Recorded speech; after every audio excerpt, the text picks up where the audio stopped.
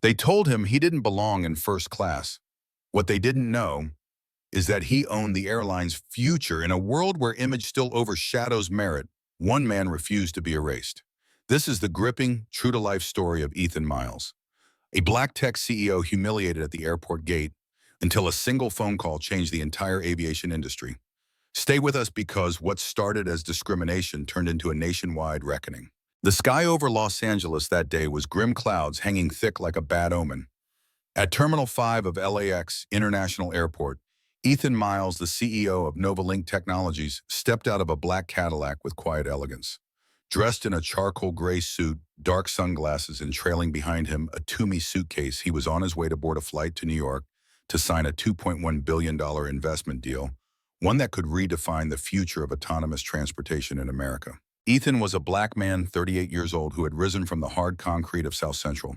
He never forgot the times he was turned away for the color of his skin, the looks of doubt he received whenever he walked into boardrooms. But today, as the head of one of America's top AI companies, he was no longer the kid denied a scholarship because he didn't fit the image. What Ethan didn't know was that within minutes, a seemingly minor rejection would ignite a firestorm, one that would force a nation to confront itself. As Ethan approached the priority check-in area, the woman at the counter didn't even glance at his boarding pass. "Economy check-in is that way, sir," she said with practiced indifference, pointing toward the crowd of budget travelers. "I'm flying first class, seat 1A. Ethan said calmly, presenting his digital pass. The woman's eyes narrowed slightly. She took his phone without a word, scanned it, then tapped on her keyboard for longer than necessary. A flicker of doubt crossed her face, but she forced a thin smile. "Please wait here while I verify something with my supervisor." Ethan stepped aside.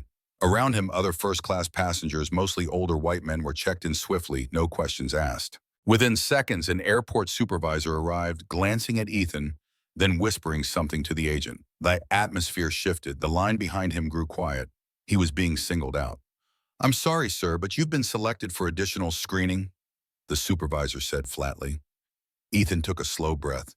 He'd been here before too many times. He said nothing, just nodded. The random screening lasted nearly 30 minutes. Ethan's bag was opened and searched twice. His laptop was swabbed for explosives. A TSA agent ran the back of his hand along Ethan's waistband and inner thighs as if he were a suspect, not a customer who paid nearly $9,000 for a one-way international first-class ticket. "I'm a frequent flyer with Sky Shield status," Ethan reminded them gently. "This level of scrutiny isn't standard." "Just following protocol, sir," the agent replied, not meeting his eyes. When it was over, Ethan collected his belongings silently. His watch, a $65,000 Zenith Chrono gifted to himself when NovaLink IPO'd, was mysteriously missing. He demanded to see the footage. Only when he threatened to call his legal team did the watch magically reappear in a different tray, one he hadn't used. He didn't explode. He didn't shout. But something inside him, long buried beneath layers of grace and endurance, cracked. By the time Ethan arrived at Gate 12A, boarding had already begun. He approached the first-class lane and presented his pass. The gate agent, Meredith, glanced at it, then at him, brows furrowed. "Hold on," she muttered. She turned and picked up the phone. Minutes passed. The final boarding call echoed across the terminal. A man in a Skyglide blazer, customer service manager, according to his badge, walked up. "Is there a problem?" he asked Meredith. "She says he's in 1A," she answered, voice heavy with suspicion. "But something seems off." The man took the pass from her, scanned it, then looked Ethan up and down like a pawn shop item. "Sir, these seats cost thousands of dollars. Do you have the credit card used for purchase, company authorization?" "That's not standard," Ethan said evenly. "Step aside while we verify." He did, and he watched the jet bridge door close his seat, his flight vanishing behind a pane of glass. "Unfortunately, you've missed your boarding time," the supervisor said, returning from his verification. "No," Ethan replied, voice razor sharp. "You delayed me without cause. You blocked my boarding." The man didn't flinch. "We can book you on the next flight, but first class is full. We'll place you in economy." Ethan's hands tightened around his phone. "I'd like to see the seat map." The man hesitated, then turned the monitor toward him. 3 empty first-class seats stared back. "You lied. They're blocked for operational reasons." "What reason? That's confidential." "That's discrimination." The nearby passengers were now watching closely some filming. Ethan straightened his suit. If I'm not rebooked into first class, I will initiate legal proceedings and issue a public statement. Sir, there's no need to escalate. I'm not escalating. I'm exposing. He walked away, phone to his ear. Activate protocol echo, he said into the receiver. We start now. Ethan moved to a quieter corner of the terminal, his jaw clenched. On the phone was Tori Zhang, his chief legal officer. Activate protocol echo, he said again. Are you sure, she asked, already logging into the emergency response dashboard. This is DEFCON 2 level. All teams will mobilize. I've never been more certain. Within minutes, three things happened. Skyglide's stock price began to dip slightly as algorithmic traders picked up on a sudden wave of quiet sell orders. Then the terminal's digital displays began to flicker. Departure boards, promotional ads, even the gate, information screens. Third, a confidential alert pinged Bradley Monroe, the CEO of Skyglide Airlines, warning of an unusual investor movement involving NovaLink Capital. At that exact moment, Monroe was finishing his espresso in the VIP lounge. Meanwhile, Ethan's second call went to his PR lead, Nolan Choi. Prep a press statement, he ordered. Use the phrase systemic bias, operational obstruction, and first-class exclusion. You got it, Nolan said. The media kit we've held in reserve for a situation like this. Send it to every contact we have. And prepare for live broadcast. I'll make a statement at the gate. The fight had officially begun. Back at Gate 12A, passengers were growing restless. Flights were delayed. Staff were scrambling. The gate agent Meredith whispered frantically to the supervisor. Something's wrong, she said. The computer's frozen. I can't pull up the manifest. Then came the moment Ethan had prepared for. He calmly walked toward the gate area, stepped onto a nearby bench, and raised his voice, not in anger, but in calm, focused power. My name is Ethan Miles, he began. I am the founder and CEO of NovaLink Technologies. I hold controlling interest in several aviation companies, including a 26% stake in Skyglide Airlines through private equity partnerships. The room stilled. I was denied boarding today, not because of ticketing issues, not because of airport policy, but because of how I look. A murmur swept through the crowd. Phones were lifted, live streams activated. Within minutes, hashtags like #boarding while black and #Skyglide scandal began trending. Meredith froze, then turned pale. Behind her, Richard, the supervisor, was furiously dialing someone, but the tide had shifted. Today, I'm not just a passenger, Ethan continued. I'm also your majority stakeholder, and I'm calling for an emergency shareholder meeting. Inside the airport's VIP lounge, Bradley Monroe was receiving calls faster than he could answer them.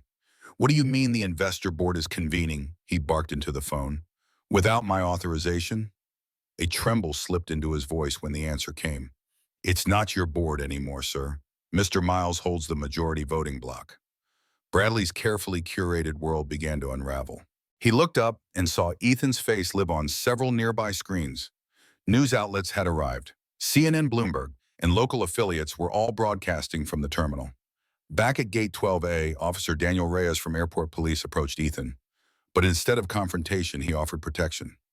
My wife follows your leadership blog, Reyes whispered. I'm here to keep you safe. Just say the word.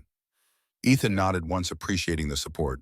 Then, as if on cue, his executive assistant, Serena Lake, entered the terminal, flanked by 4 corporate attorneys in sharp navy suits. They handed him a sleek leather folder. The vote has passed, Serena said. You're now interim chair of the board. You have full authority. Ethan didn't smile. He simply turned to the cameras. Skyglide will answer for today. Due to unforeseen administrative actions, all Skyglide flights are temporarily suspended. Blared the airport's PA system in English, Spanish, and Mandarin. The announcement hit like an earthquake. Panic rippled across terminals. Passengers shouted. Agents scrambled. Staff looked to supervisors who had no answers. At the center of it all, Ethan stood unmoving. Across the country, investors began selling Skyglide shares en masse. Within 30 minutes, the stock dropped 12%. CNBC aired breaking news: Skyglide faces investor revolt over alleged racial profiling incident. Bradley Monroe tried to enter the board meeting chamber, but was blocked by security. This is outrageous, he yelled. I built this airline. No, Serena replied coldly from the door. You inherited it, and you let it rot. Inside the room, Ethan presented his case. Documents, testimonies, internal audits, and even footage of similar past incidents. The directors looked shaken. When Ethan finished, he paused. What you did to me today, you've done to thousands. The only difference is I have the power to stop it. A vote was called. The board moved unanimously. Bradley Monroe suspended indefinitely. Outside the boardroom, media swarmed Ethan like bees to flame. Mr. Miles will skyglide shut down permanently. Is this about revenge or reform? Do you plan to take full ownership? Ethan didn't flinch. He looked directly into the cameras. This is not revenge. This is correction. Skyglide will restructure from the top down. Discrimination will no longer board our flights. The reporters nodded. The public had seen enough scandal. What they wanted now was resolve. As the crowd parted, a middle-aged black woman approached Ethan quietly. I've been randomly searched on every flight for 20 years, she said, tears in her eyes. Today, someone finally stood up. Ethan smiled softly, his voice breaking for the first time. No one should have to stand alone anymore. Behind him, Skyglide's digital banner flickered. The logo disappeared, replaced by a plain white screen. Skyglide Airlines grounded for change. The boardroom smelled of coffee and tension. Ethan stood at the head of the table, flanked by Serena and 3 legal advisors. Around him sat Skyglide's top directors, some anxious, others pale with guilt. He opened his leather binder. What happened at Gate 12A is not an isolated incident, he said, voice clear. For months, we've documented patterns of systemic bias from booking to boarding. He passed around copies of the report. Mystery flyers with identical itineraries were treated differently based on skin color. Women of color were downgraded without explanation. Muslim passengers questioned about intentions. Disabled veterans forced to justify medical equipment. The room fell silent. I've been watching, hoping the board would act, Ethan continued. But hope isn't a strategy. That's why I've triggered Protocol Echo. On cue, Serena tapped her tablet. The live feed on the room's screen shifted to angry passengers in terminals, protests erupting outside Skyglide offices, and financial analysts calling this the most significant aviation reckoning in a generation. We can continue pretending this is an HR problem, Ethan said, or we rebuild now. The board chair looked around. All in favor of full internal restructuring? 11 hands rose. Change was no longer an option. The media dubbed it the Skyglide reckoning. Cable news anchors reported nonstop. Hashtags like miles ahead and discrimination. Doesn't fly top Twitter. And Ethan Miles. He refused interviews. Not out of pride, but purpose. There's still work to do, he told Serena as they rode to the press conference. This isn't just about one airline, it's about trust. About who gets believed when they say, I belong here. At LAX, hundreds gathered. Reporters, activists, frequent flyers, former employees. When Ethan stepped onto the podium, the silence was reverent. My name is Ethan Miles. I was denied boarding because of who I am not, because of a policy, but a pattern. He held up a folder. Inside this are 247 testimonies from passengers of color mistreated by Skyglide in the last 2 years alone. Gasps rippled across the crowd. But this is not just a story of injustice. It's a story of what happens when someone says no more. He closed the folder. And to those who say I should have just stayed quiet, you don't build a better system by staying seated. You stand, even when you're the only one. The crowd rose to its feet. Across the country, the ripple effect began. Delta Airlines announced a full audit of its bias training program. United added an equity compliance officer to its executive team. Southwest issued a statement pledging better transparency and public reporting. But Ethan wasn't chasing headlines. He was on the move, meeting with union reps, frontline staff, and former passengers who had stories they thought no one cared about. One day after a long meeting in Atlanta, a young Latina TSA agent pulled him aside. I want to thank you, she said softly. I see what happens at these checkpoints. I've cried in break rooms. But you gave people like me a voice. Ethan nodded, holding her gaze. Then promise me you'll use it. Even if your hands shake. Back in Los Angeles, Serena delivered the final shareholder reports. Skyglide's value dropped 31% in 2 weeks. But approval ratings for NovaLink highest in our history. Ethan didn't celebrate. He looked out the window, watching planes taxi down runways. Money can be rebuilt, he said quietly. But dignity. That's what they tried to take from me, from all of us. And he'd made sure they'd never try again. 3 weeks later, Ethan returned to Gate 12A, not as a passenger, but as keynote speaker for a national aviation summit hosted right there at LAX. The irony wasn't lost on him. As he walked through the terminal, travelers whispered. Some smiled, some nodded solemnly. Children pointed, recognizing him from TV. At the gate, a new digital banner gleamed. Welcome to Horizon 1. Oh, a new way to fly. This wasn't just branding. It was NovaLink's newly launched Airline, a direct competitor to Skyglide built on principles of inclusion, tech innovation, and respect. We've rerouted the future, Ethan said into the microphone, and everyone's welcome aboard. His team had recruited the best diverse crews, trauma-informed training, and AI-driven bias audits on every route. No more randomness, no more silence. Later that day, an older man approached him, a former Skyglide engineer. My grandson was on the autism spectrum, he said. Your team helped him board without judgment. You changed how we travel. Ethan smiled, emotions swelling in his chest. He hadn't just challenged an airline. He'd transformed an entire industry. On the anniversary of the incident, the FAA awarded NovaLink's Horizon 1 with the Equity in Aviation National Medal, first of its kind. Reporters swarmed Ethan once again. Mr. Miles, is there anything you'd like to say to Skyglide? He paused, then said softly, thank you. The crowd blinked, stunned. Thank you for showing me that even now the fight for equity isn't over. Thank you for trying to clip my wings because it forced me to learn how to build my own runway. Back at Gate 12A, a new plaque was unveiled. Here stood a man who refused to be silenced. And because he stood, the skies changed. Ethan touched the plaque, then turned to see Serena Nolan and his team behind him. Planes lifted off in the distance, quiet roars carving arcs into the Los Angeles sky. He had started this journey as one man with a boarding pass. He ended it as a symbol of power reclaimed. And for every person who had ever been told you don't belong here, Ethan Miles had rewritten the final destination. The silence in the private lounge was suffocating. Ethan stood before Skylinks' board of directors with a presence that silenced every whisper. On the table before him was a folder not thick, but damning. Inside were printed screenshots, voice recordings, and sworn testimonies from passengers and former staff, all pointing to a pattern of racial discrimination deeply embedded in the airline's culture. He didn't shout. He didn't need to. I came here today as a customer. I was treated like a threat. But I'm also a shareholder. And I'm invoking my rights, Ethan said, his voice calm but firm. Today we vote. The board chair looked shaken. Ethan, surely this can be handled more discreetly. Discretion is the disease, Ethan replied. That's how this company got here in the first place. Behind him, Naomi Carter, Ethan's head of legal affairs, slid over the preliminary motion papers. One by one, the board members hesitated, then began to sign. It wasn't just a mutiny, it was a reckoning. While the signatures dried, the Skylinks terminal at LAX was descending into chaos. Flights were delayed, screens flickered with system-wide errors. Customers vented frustrations at overwhelmed staff. Ethan's team, already executing Protocol Aurora, had quietly initiated a systems audit that exposed holes Skylinks had tried to bury for years, everything from payroll discrepancies to unreported incidents of misconduct.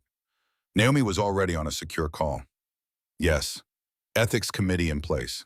HR whistleblower line reopened. We've contacted the Department of Transportation. Ethan nodded. He stared at the departure board. His original flight to New York still listed as departed. A young employee approached cautiously. Mr. Miles, Ethan turned. I'm Jamal, gate agent. I just wanted to say, what happened to you was wrong. I've seen it happen to others, but no one ever fights back like this. Ethan offered a firm handshake. Then help me change it. The media caught on faster than expected. Hashtags like #SkylinksJustice and #FlyWhileBlack trended within hours.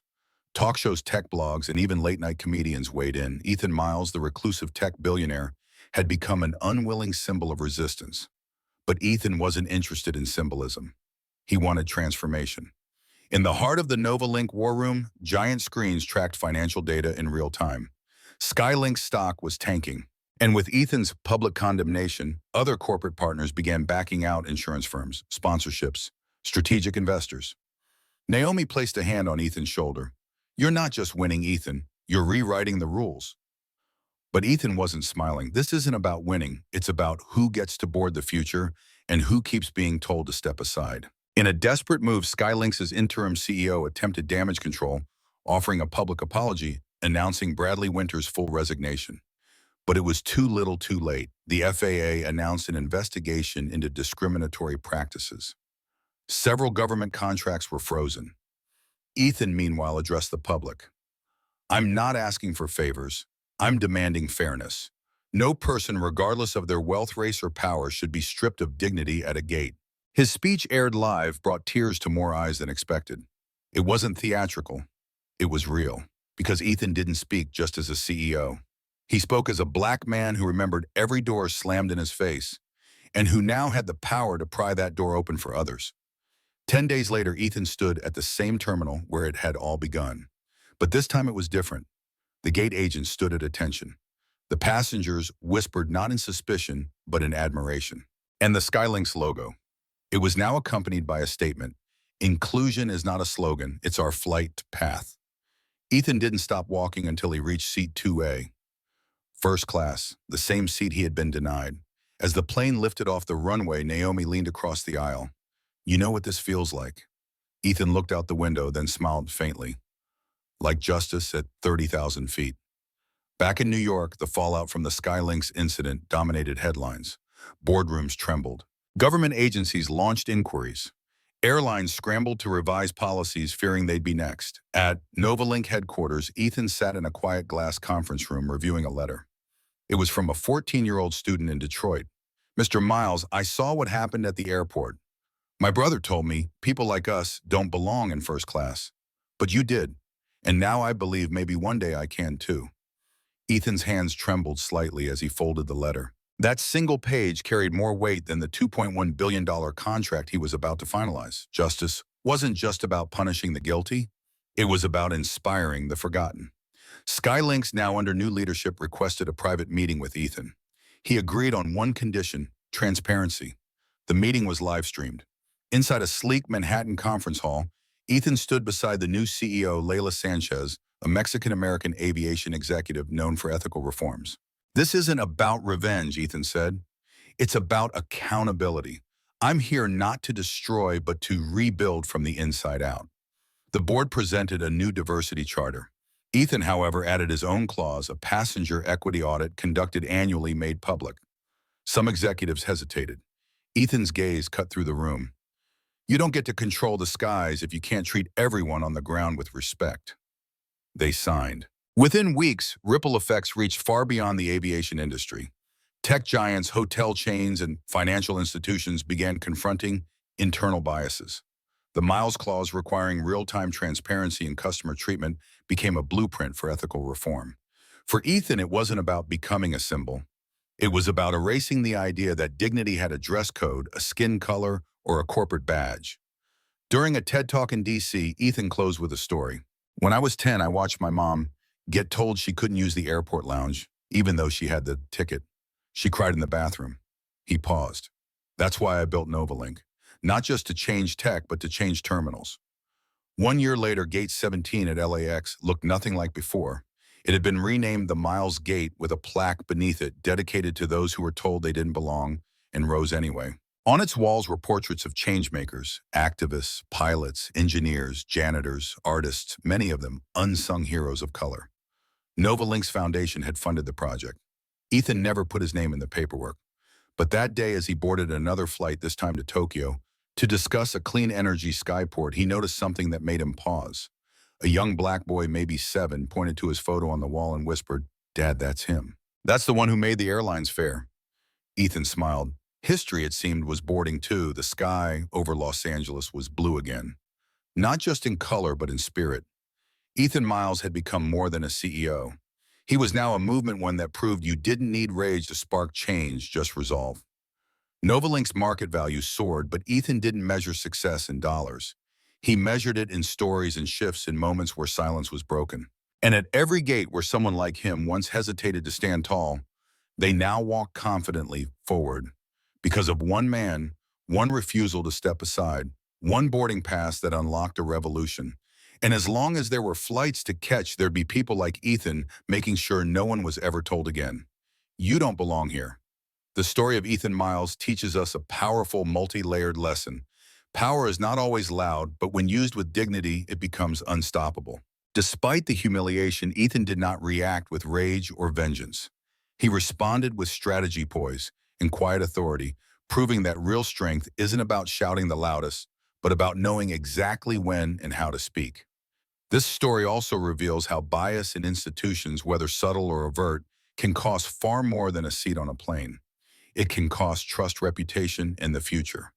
But perhaps the most striking lesson is this: never underestimate someone based on how they look, because the very person you dismiss today might be the one holding your tomorrow. Ethan didn't just reclaim a seat, he made the world sit up and watch. Let this story be a call to action, to question our systems, to confront quiet prejudice, and to rebuild a culture where respect isn't earned by appearance, but recognized as a right.